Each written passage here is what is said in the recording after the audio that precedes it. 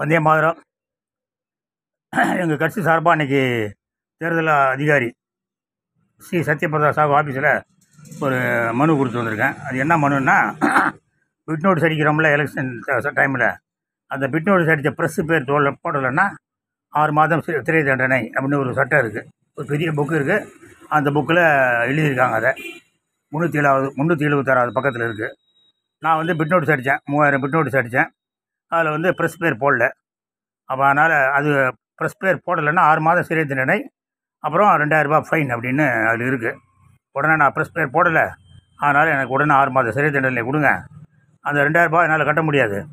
அதனால் 2000 ரூபாய்க்கு 1 மாதம் எக்ஸ்ட்ரா 7 மாதம் எனக்கு சிறை தண்டனை கொடுத்துருங்க, அது தயவுசெய்து கொடுத்துருங்கன்னு சொல்லி அவருக்கு நேரம் ஒரு லெட்டர் கொண்டு கொடுத்துட்டு இன்றைக்கி வந்திருக்கேன்.